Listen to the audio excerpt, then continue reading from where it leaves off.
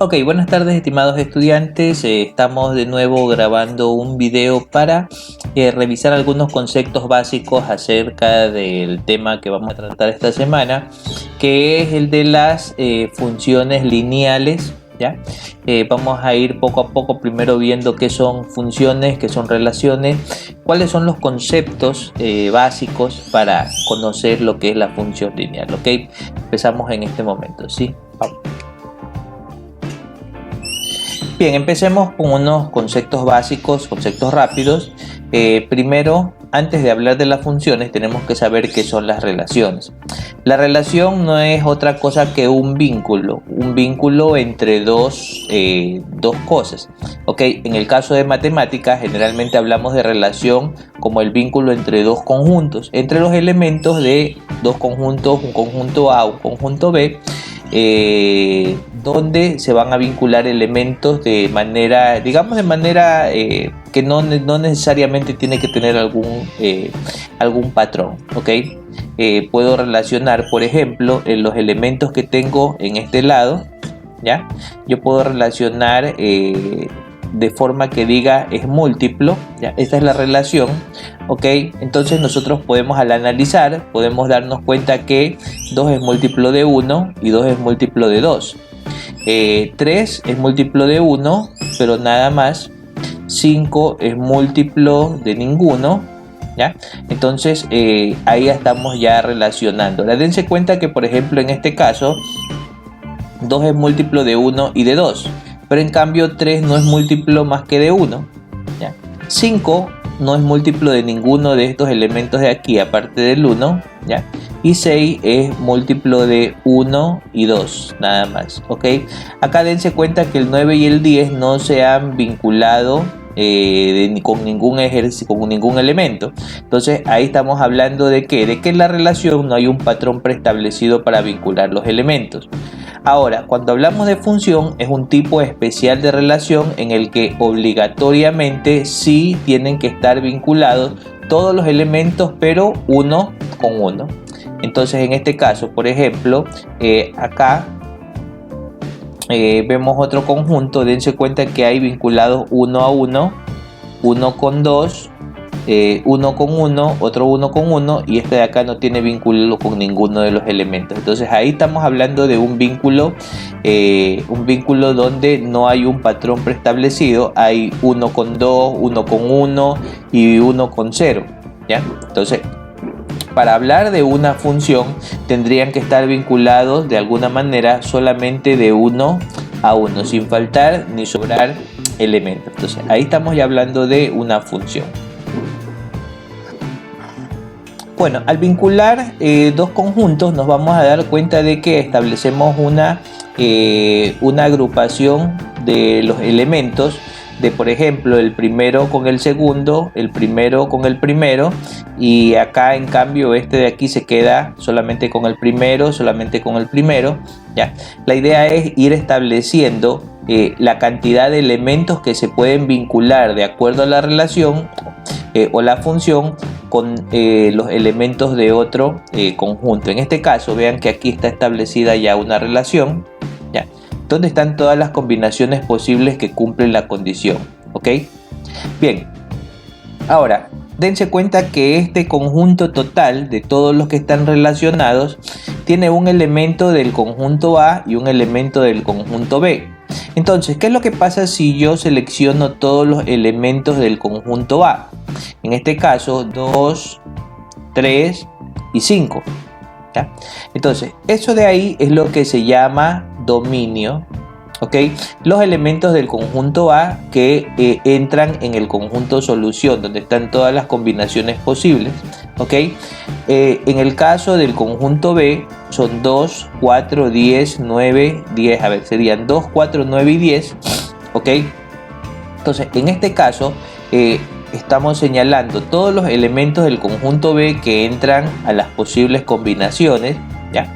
Entonces eso es lo que se llama rango. Cuando hablamos de conjuntos, entonces el dominio es todo lo que está en el conjunto solución con elementos del conjunto A, ¿ok? Mientras que en el conjunto, todos los elementos del conjunto B que ingresan a una posible situación de vínculo, ¿ya? Entonces se llaman rango. ¿Ok? Ahora vean que el 1 no entra en ninguno de estos, entonces simplemente queda fuera porque no está dentro del conjunto solución, no está ni como dominio ni como rango. Bien, ahora las funciones y relaciones en matemáticas se pueden graficar en un plano cartesiano. Sobre todo las funciones, tienen un tipo específico de gráfico que se forma en el plano cartesiano. Vamos a ir viendo las principales, las que vamos a utilizar. En realidad son muchos tipos de funciones y relaciones, ¿ya? Pero vamos a ir viendo las principales, que son las funciones lineales, las funciones cuadráticas, las funciones cúbicas, y estas funciones cuadráticas tienen diversos tipos también de gráficos, ¿ok? Vamos a ir viendo eso ahora. Ok, aquí vamos a ir revisando algunos tipos de gráficos, ¿ya? Para las funciones con las que vamos a trabajar. El primero es el tipo de función lineal, ¿ya? Que se caracteriza ¿por qué?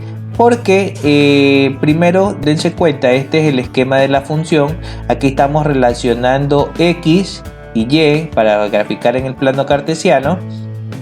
Ok, entonces dense cuenta que esta función que está en verde genera una línea recta. La principal característica de las funciones lineales es que no tienen mayores potencias a 1. Entonces el gráfico que trabajamos aquí es una línea recta. Acá tengo otra función, vean que está con el color celeste. Es una función que tiene una pendiente, o sea, un grado de crecimiento más elevado. Ya después vamos a detallar cuáles son las partes de esta función.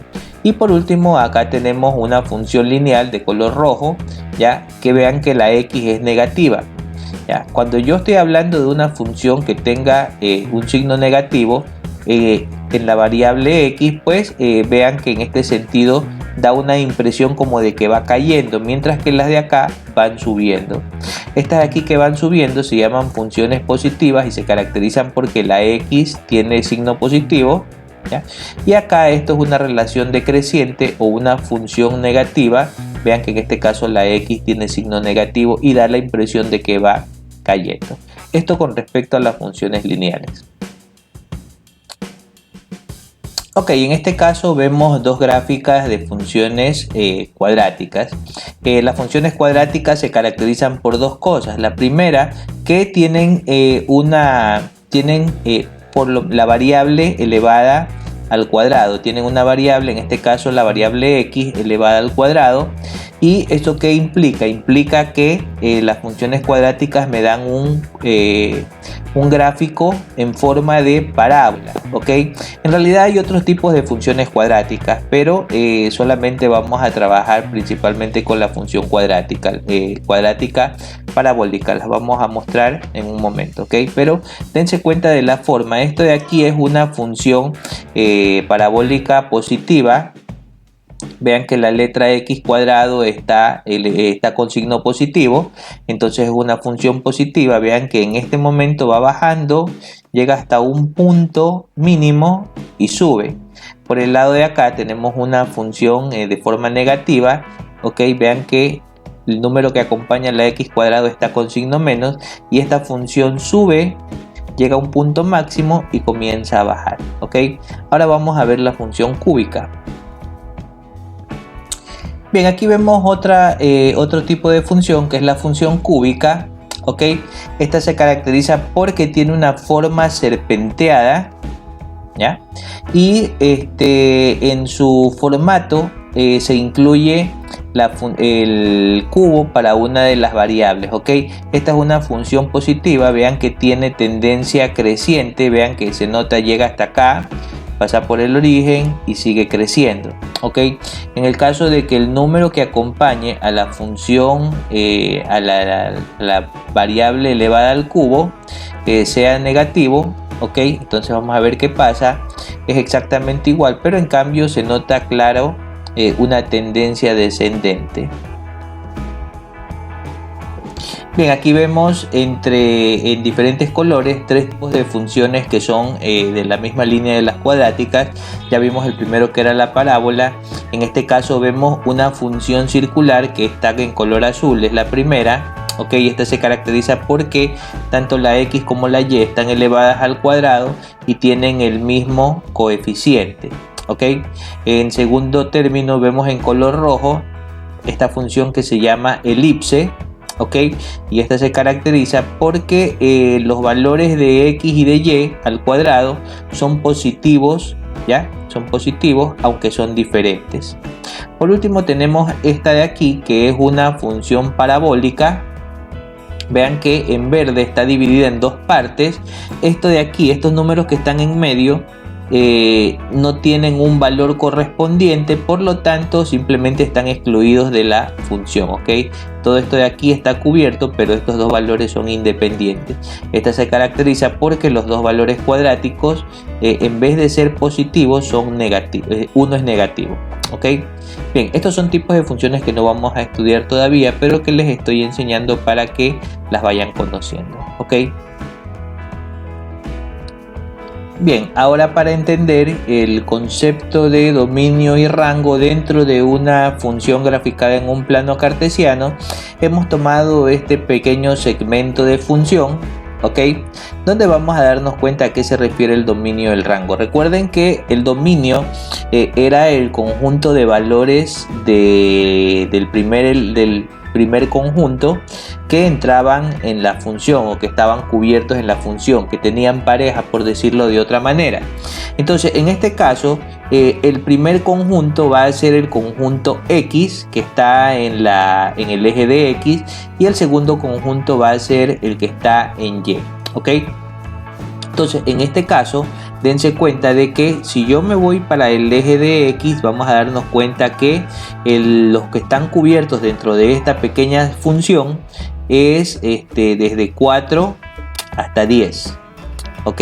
Esto de aquí, estos números entre el 4 y el 10, este conjunto de números son lo que vendría a ser el dominio de la función. ¿Ok? Vamos a marcarlos aquí desde el 4 hasta el 10. Todos los elementos que están dentro de esta recta son lo que va a llamarse nuestro dominio. Entonces, graficando en el plano cartesiano, el dominio es el conjunto de valores que están dentro que son de X, que están cubiertos o que están dentro de la función con la que estoy trabajando. ¿Ok? El rango es exactamente lo mismo, pero en vez del eje de X estamos hablando del eje de Y. ¿Ok? En este caso, los que están dentro de la función serían los valores que están desde 2 hasta 6. ¿Cuáles serían entonces el dominio? El dominio serían los números 4, 5, 6, 7, 8, 9 y 10, mientras que el rango estaría los números 2, 3, 4, 5 y 6. Entonces aquí ya sabemos lo que se conoce como dominio y como rango. ¿Ok? Esto de aquí no es una función normal, no es una función común, así que vamos a ir viendo qué sería el dominio del rango dentro de las funciones normales con las que hemos trabajado. Bien, aquí vamos a ver otro ejemplo de lo que es el dominio y el rango. ¿Ok? En este caso vean que yo tengo un segmento de recta que lo he ejemplificado como una función. Entonces vamos a ver cuáles son los términos que están cubiertos por este de aquí. Cuando yo digo cubiertos me refiero a que tienen algún tipo de combinación con el eje de Y, ¿ya? Entonces en este caso dense cuenta que están cubiertos los términos desde el menos 4 hasta aquí, que llega algo más de 4, pero eso no quiere decir que solamente ahí termine, porque esto continúa acá, y si me voy de este punto hasta acá, entonces me doy cuenta que hasta el número 10 están dentro del rango. Entonces, perdón, dentro del dominio. Dentro del dominio, el dominio empieza en menos 4 y termina en más 10. ¿Ok?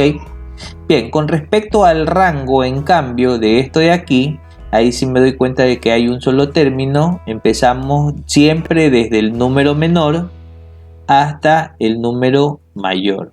Ok, vamos a trazar un segmento de aquí hasta acá. Ya.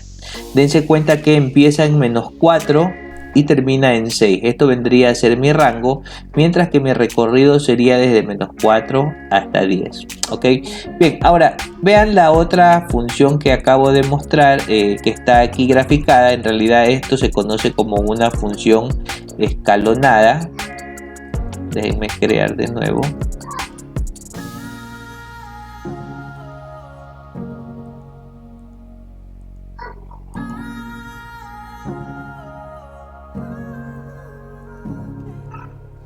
Bien, vamos a crear una gráfica de una función.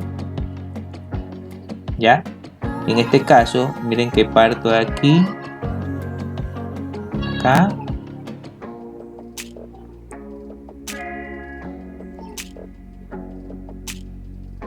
bien, con esto tienen que tener bastante cuidado. Esta es una función que se conoce como escalonada, porque obviamente tiene forma de escalones. Cuando yo voy a sacar el rango aquí, para mí es fácil la situación, porque la función empieza desde el 2 y termina en el 6.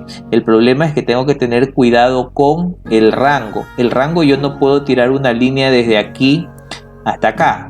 No puedo tirar una línea desde el 0 hasta el 16, porque hay estos valores en cambio, por ejemplo el del 4 al 6 que no está contemplado, y del 10 al 12 que tampoco tiene algún término con el cual se pueda relacionar. Entonces en este caso el dominio lo tendré que marcar con tres notaciones de conjunto diferentes. La una que va desde el 0 hasta el 4, la otra que va desde el 6 hasta el 10 y la otra que va desde el 12 hasta el 16. Ok, entonces tienen que tener bastante cuidado. Como les dije, vean que aquí no hay ninguna representación de función y acá tampoco. Bien, cuando hablamos del tipo de funciones regulares, pues por ejemplo en el caso de la función lineal, dense cuenta que dentro de esta línea roja que está dada por la función lineal, abajo van quedando todos los valores desde aquí hasta el 0, -1, -2 y hasta aquí nomás nos da la página. Pero si seguimos entendiendo, nos damos cuenta que esto va cubriendo todos los valores que están acá. Vean que llegamos aquí hasta 30 y sigue cubriendo. Por el lado de acá, en cambio, vean que también va mostrando que tiene con 40, con 50, con 60 y hasta ahí nomás nos da el mapa. Ok, ¿hasta dónde se extiende esta función lineal? Pues hasta el infinito y más allá. ¿Esto qué significa? Que el dominio de esta función, que se extiende desde el infinito hasta el infinito, va a ser el conjunto total de los números reales. Con respecto al rango de esta función lineal, a medida que se va extendiendo por la x, dense cuenta que también se va extendiendo por la y. Y al ser infinita de lado y lado, pues obviamente va a cubrir todos los valores hasta el infinito en el eje de y. Entonces, el rango también va a estar dado por el conjunto de los números reales. Las funciones lineales son infinitas. En el caso de la función cuadrática, aquí tengo una función cuadrática negativa. Estas funciones también son infinitas y vean que a medida que va avanzando va cubriendo todos los valores de x. Esto, como se extiende hasta el infinito, entonces también en algún momento tendrá que ir cubriendo todos los valores de aquí. Entonces el dominio de la función cuadrática va a ser el conjunto también de los números reales. Con respecto al rango sí tenemos una pequeña diferencia. ¿Por qué? Porque por abajo se extiende hasta el infinito negativo, pero en cambio hasta arriba vean que llega solamente hasta el número 7. Entonces el rango de esta función cuadrática estará dado por el infinito negativo, que es donde empieza, hasta el número 7, a diferencia de la otra que tenía todo el recorrido hasta el infinito por los dos lados. ¿Ok? Entonces tienen que tener cuidado con eso, ¿ya? Bueno, en el caso de la función cúbica que aquí tenemos, esta función cúbica también asimismo se va extendiendo, ¿ya? Y vean que va cubriendo cada vez más todos los valores de x, ¿ya? Asimismo, en el caso de y, Vean que es más notorio todavía cómo va cubriendo poco a poco todos los valores. Estas funciones también son infinitas, por lo tanto, en el caso de las funciones cúbicas, tanto dominio como rango están dados por el conjunto de los números reales. No hay variación con respecto a eso. Bien, para explicar lo que es la monotonía, esto de aquí se refiere específicamente a la tendencia que va llevando una función en un determinado tramo o momento. En este caso hemos tomado una función cuadrática, ¿ya? Porque esta de aquí tiene variaciones. En el caso de la función lineal, la única monotonía que tiene es en realidad, la monotonía que tienen las funciones lineales al ser una línea recta es única. O sea, o bien son positivas y siempre van a ir para arriba, o bien son negativas y siempre van a ir para abajo, ¿ya? O sea, son crecientes o descendentes en todo momento. En el caso de la función cuadrática, dense cuenta que en este tramo que viene desde el infinito positivo, va bajando hasta llegar hasta este punto que está aquí, ¿ok? Entonces, en este tramo, la monotonía es descendente, ¿ok? Llega a este punto donde la monotonía no es ni descendente ni creciente, sino que es igual a 0, ¿ya? Y de ahí, de este punto para acá, ya vendría a ser creciente. Estamos hablando de que en el eje de X, estamos hablando de que hasta el número 3, desde el infinito positivo, perdón, desde el infinito negativo, porque estamos tomando X, desde el infinito negativo hasta el número 3 es decreciente, es decir, que va disminuyendo. Desde el 3 en adelante hasta el infinito positivo, la monotonía o la tendencia de la función cuadrática, vean que va creciendo y creciendo. En el caso de las funciones de tercer nivel o las funciones cúbicas, dense cuenta que esto de aquí tiene forma de una serpiente donde va subiendo. Llega un momento en que la monotonía es 0, ¿ya? No es ni positiva ni negativa, y de ahí sigue creciendo. Bien, en el caso de esta función cúbica, démonos cuenta de que tiene algunas variaciones. La monotonía, por ejemplo, desde el infinito negativo de donde viene la función hasta más o menos, vendría a ser hasta 1,5, ¿ya? Vamos a agrandar un poquito, ¿sí? Hasta el 1,5, hasta el número 1,5, hasta aquí es creciente. ¿Ok? Del 1,5 más o menos hasta acá, que vendría a ser también casi 1,5. En este tramo la monotonía es decreciente, y a partir del 1,5 positivo, ¿ya?, hasta el infinito positivo, se van a dar cuenta que es creciente. Ahora, ¿cómo podemos determinar esto de aquí sin necesidad de utilizar el gráfico? Esto lo vamos a hacer por medio de la tasa de variación, ¿ok? Vamos a verlo en el próximo corte. Bien, aquí tenemos el concepto de lo que es la tasa de variación, ¿ok?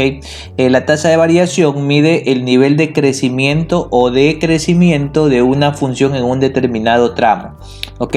Ahora, esto nos va a ayudar para conocer la monotonía de la función con la que vamos a trabajar en ese tramo del que estamos hablando. En este caso, para yo poder tomar una medida, tienen que darme un par ordenado donde esté la X inicial y la X final de una función cualquiera. Entonces, ¿qué es lo que yo tengo que hacer? Hacer función con el valor final y hacer función con la X del valor inicial y simplemente restar. Como decía, si el resultado me da negativo en ese tramo, significa que la función es negativa. Perdón, que es descendente, mientras que si me da un valor positivo sin importar el número, se entiende que el resultado, o que en ese tramo la función es creciente. Ok, vamos a hacer un ejercicio de esto. Bien, quedamos en que la fórmula para la tasa de variación inicial correspondía en hacer función con la X final y restarla de la X inicial.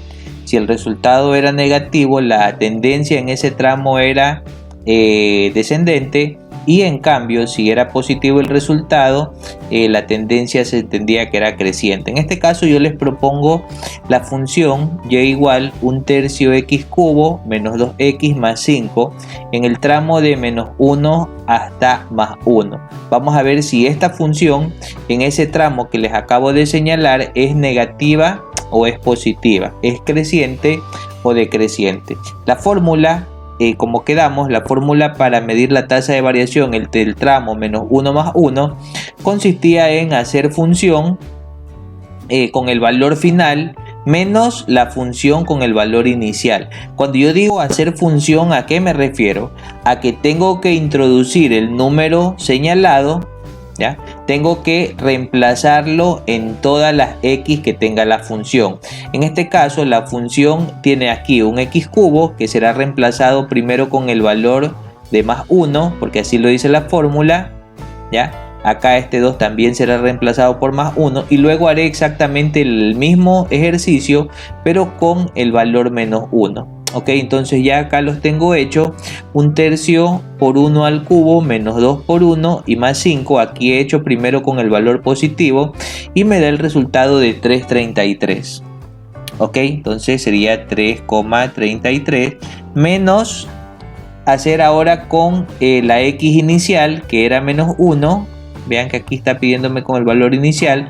Acabo de hacer exactamente con el valor menos 1 y acá me da el valor de 6,67 o 6,66 periódico. Ok, ¿a qué es igual esto?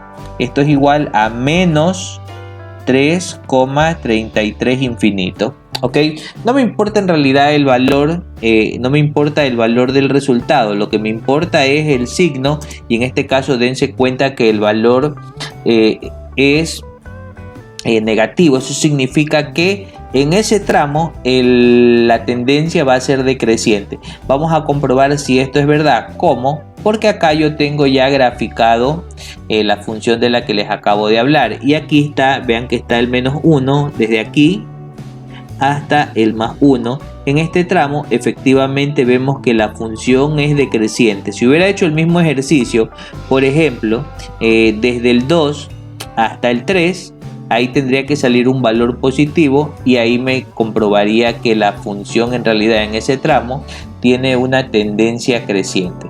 ¿Ok?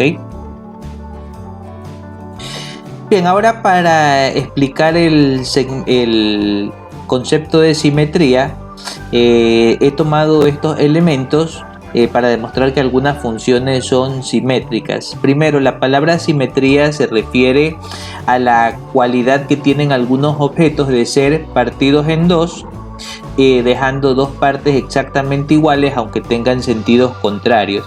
En este caso, por ejemplo, su cuerpo humano generalmente es simétrico, pero simétricos si tienen un corte vertical. Por ejemplo, si yo los corto de forma vertical, de cada lado va a quedar un brazo, una pierna, un ojo, una oreja. ¿Ya? Entonces su cuerpo es casi perfectamente simétrico. Pero si lo corto de forma horizontal, en cambio de la parte de arriba van a quedar los dos brazos, la cabeza, y de la parte de abajo van a quedar solamente las piernas. Entonces un cuerpo humano es simétrico de forma vertical, pero no es simétrico de forma horizontal. ¿Ok? En este caso yo tengo estas funciones graficadas. ¿Ok? Por ejemplo, si trazo una línea para cortarlas en dos de forma vertical, en este caso podrán darse cuenta de que se cumple lo que yo les acababa de decir, de que quedan dos partes exactamente iguales. ¿Ya? A ver, sería más o menos acá. Quedan dos partes exactamente iguales, pero en el sentido vertical. ¿Qué pasa con esta elipse? ¿Qué pasa con esta elipse desde el punto de vista horizontal? Si las corto de forma horizontal, ¿ya? Vamos a hacer un segmento. Si las corto de forma horizontal, dense cuenta que también van a quedar dos partes, una arriba y otra abajo, que sean exactamente iguales. ¿Ok? Entonces en este caso dense cuenta que sí, la elipse tiene simetría tanto horizontal como vertical. ¿Ok? Tiene forma de hamburguesa. pero quedan exactamente las dos formas iguales, las dos partes iguales, ¿ok? Con respecto al círculo, dense cuenta que aquí yo puedo tomar, partirlo en dos mitades. Bueno, voy a tratar de hacerlo lo mejor que el ojo me permita, ¿ya? Entonces vean que si quedan iguales. Él es simétrico, el círculo, la función circular es simétrica de forma horizontal, pero también de forma vertical, pero también de forma horizontal, ¿ya? Es más, tengo de forma diagonal, ¿ya?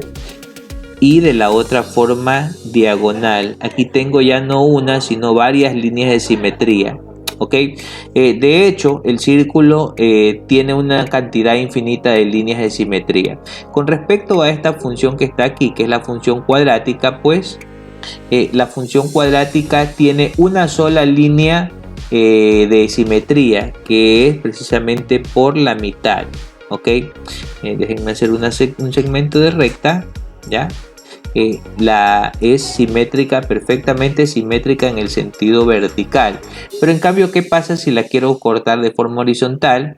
Ahí dense cuenta que no queda de forma simétrica, no queda dividida en dos partes exactamente iguales con sentidos contrarios. Entonces toda función cuadrática va a tener una sola línea de simetría, que en este caso va a ser vertical. A veces puede ser horizontal, pero cuando hablamos de funciones cuadráticas de otro tipo.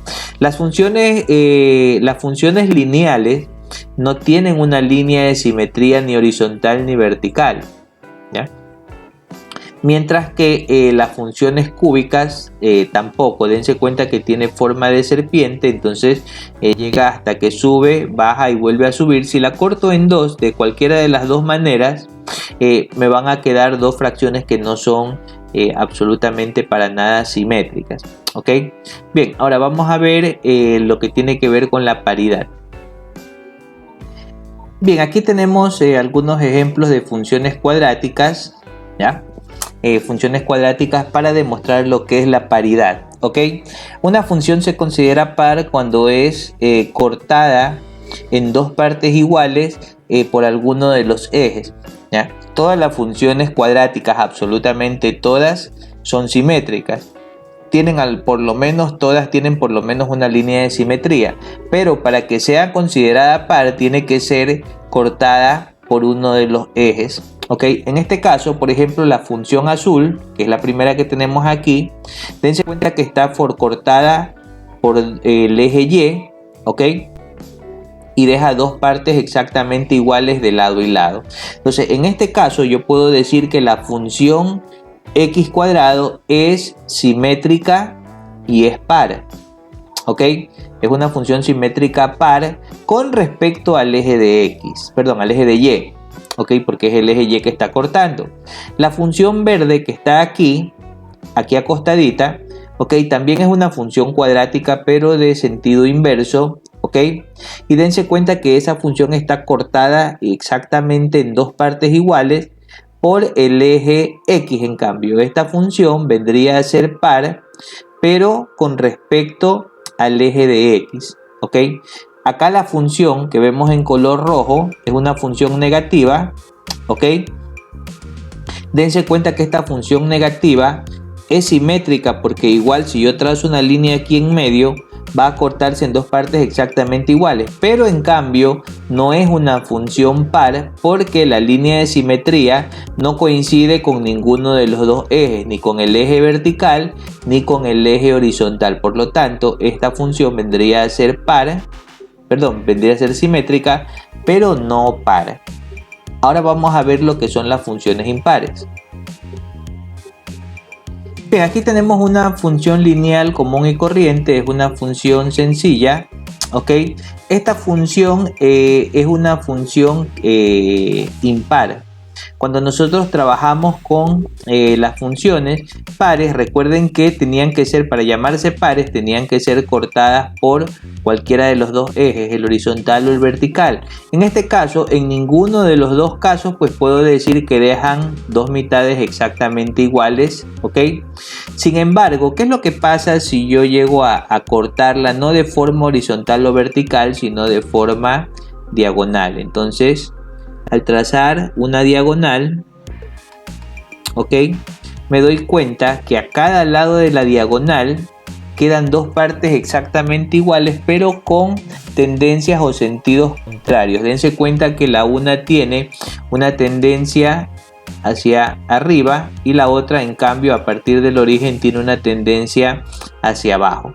Entonces, en este caso estamos hablando, y la última cosa, me olvidaba, pasa por el origen, ¿ya? Entonces, si cumple estas condiciones de que al cruzarle yo o cortarla de forma diagonal, quedan dos partes exactamente iguales pero con sentidos contrarios, entonces ahí estamos hablando de una función impar. Entonces, es la función lineal, todas las funciones lineales que pasan por el origen, ¿ya?, son impares. Con las funciones cúbicas que pasan por el origen, como por ejemplo y igual, a ver, denme un segundo, vamos a borrar esta, vamos a borrar esto, vamos a borrar esto y esto de acá. Cuando hablamos de funciones cúbicas, como por ejemplo esta de aquí, igual un tercio x al cubo. Ok, ¿qué es lo que pasa? Vean esta función, ¿ya? ¿Qué es lo que pasa si yo le trazo una línea diagonal? Ok, vamos a trazar desde aquí para no perdernos. ¿Ya?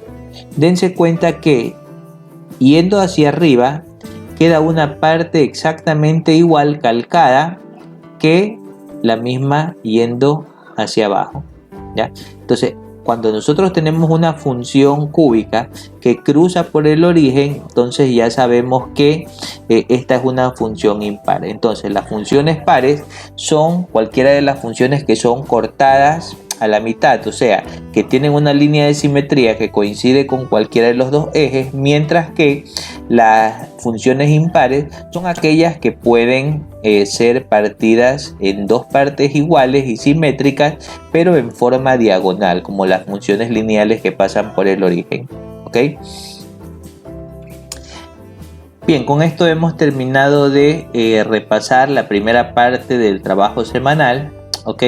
Con esto nos podemos preparar para trabajar lo que tiene que ver con las funciones lineales propiamente dichas. Esta semana vamos a revisar hasta la función lineal y afín, y de ahí en adelante vamos a ver todo lo que tiene que ver con las funciones lineales y los problemas de aplicación. ¿Ok? Hasta eso pues nos volveremos a ver en la clase. ¿Ok? Pónganle atención, revisen el video y nos veremos la próxima semana. Bye bye.